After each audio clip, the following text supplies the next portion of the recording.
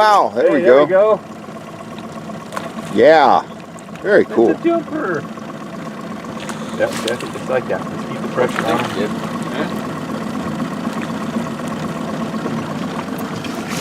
And we're going to bring them right up here to me. And we're going to do what you want to never do with a kokanee. So we're going to bring them right in the boat. All right.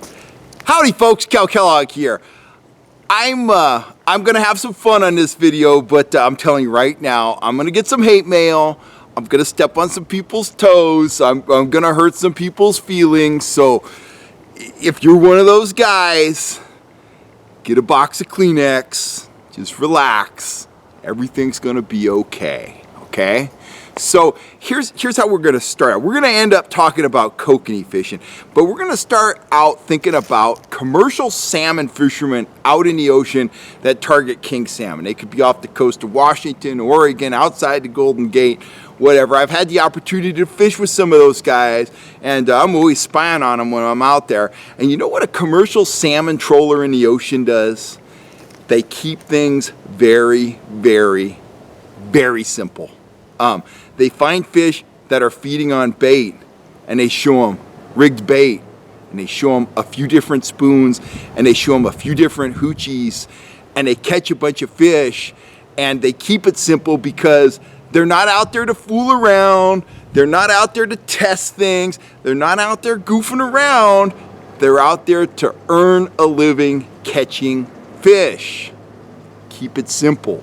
Find the fish, catch the fish. Simple stuff.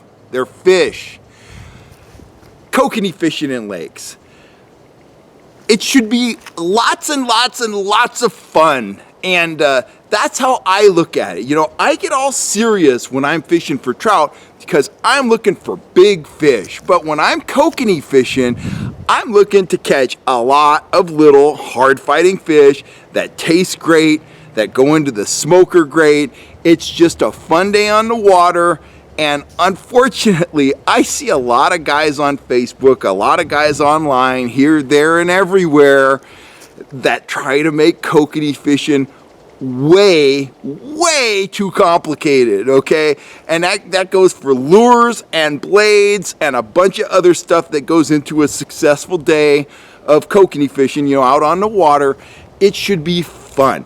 Kokanee, I look at them like the troller's panfish. You should be able to go out, catch a whole bunch of them, have a lot of laughs, you know, get a bite quickly. If you lose a fish, big deal. We lost a fish. We're going to catch another one in 5 minutes. We're going to laugh it off. We're going to play with a bunch of colorful lures, and we're just going to have a good time.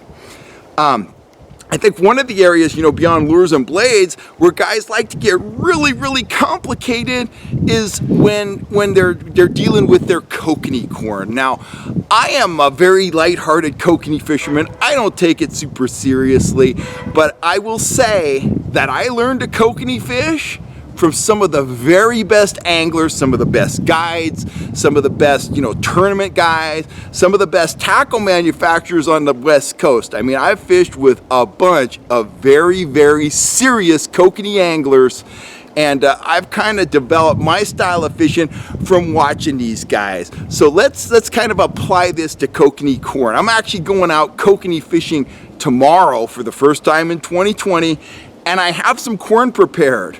But guess what? I prepared this corn last year because unlike some people, you know, some guys online say, oh, you got to throw out your corn every time you go fishing.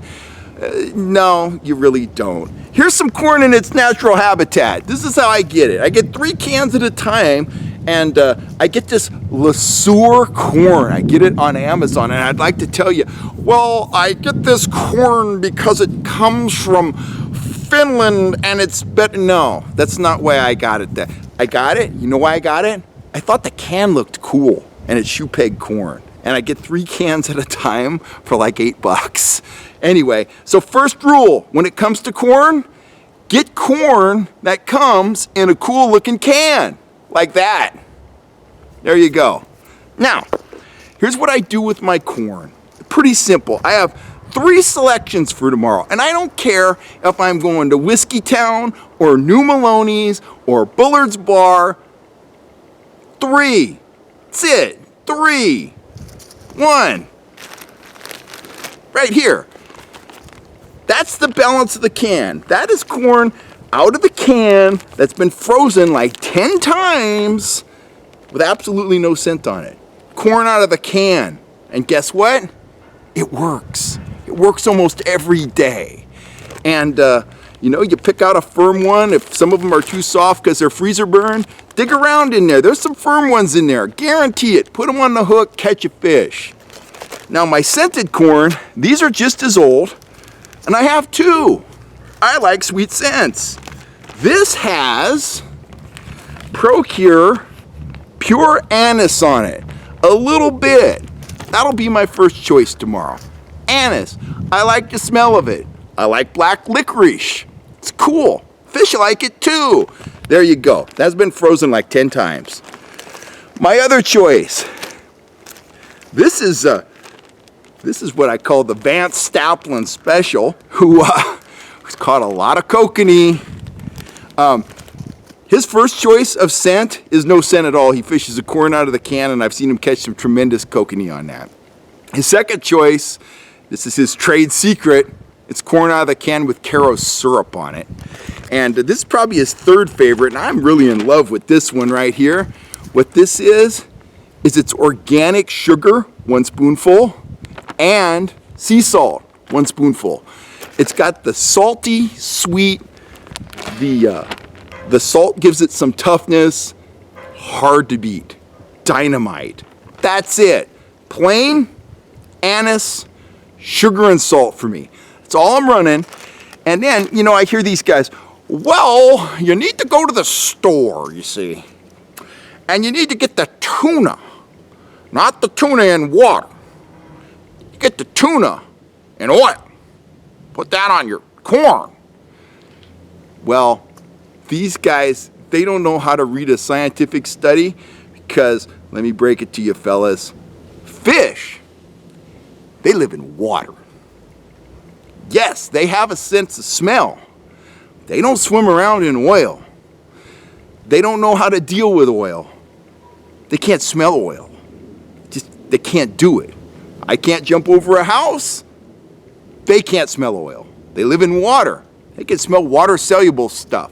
So if I hit the lake and the plain corn's not working, and the anise corn is not working, and my sugar and salt corn's not working, I get out my Procure. Best fish scent in the world. Why? Couple reasons. 1, it's got UV included right in it. You think you need a UV lure and you don't have one? Put some Procure Super Gel on. Now you got a UV lure. Okay? And if you read the label right here, right down here, where's that bottle? It says made with real bait right here, and it says, brace yourself, supercharged with powerful amino acids and bite stimulants. It's science, guys. Procure worked this out. So if my 3 core scents, plain, salt and sugar, and anise are not working, my backup choices are bloody tuna, not oil tuna out of the can, bloody tuna with the enhanced amino acids that stimulate strikes and the UV qualities it adds to the lure, and anise krill, which is basically anise shrimp. That's all I'm going to have on the boat. I'm going to catch a limit of kokanee tomorrow. 99% of the time when I go after kokanee, I limit out. That's all the scents I use. And truth be told, I didn't hold it up right. Truth be told, I would be just as confident tomorrow if I had nothing but this cool looking can of unopened corn. I would pop it open. I would find the marks. I would put it on my lures. I would start off with bright stuff early. If I get a high sun, I would go to more subtle stuff. And guess what? I would go home with a limit of kokanee. Don't overthink it. Go out there and have fun. And remember, tuna in the can, it's good for making a sandwich out of. If you want to put scent on your corn, spend the $5. Get a bottle of Procure. It actually works. Anyway, us having a little bit of fun here. Don't send me a bunch of hate mail. I don't care if you caught a kokanee in 1962 with bumblebee oil can tuna on your hook. That's great. You have confidence in it. Confidence means everything.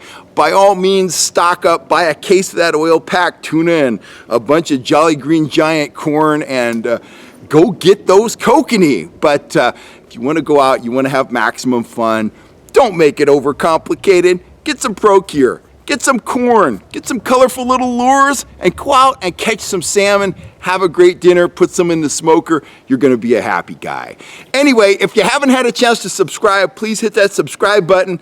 And if you want some great trout tackle, click on over to the Fish Hunt Shoot Production store and hit that little bell down there. That way you'll get a notification every time I'm going to talk about, oil tuna in a can or anything else I'm talking about here on YouTube. Anyway, I've had enough fun for now. I'm Kel Kellogg. I'm signing off. Go get your corn, get some sandwich bags, lube it up, and get ready to catch some fish because we got a great 2020 ahead. Things are just getting started, guys.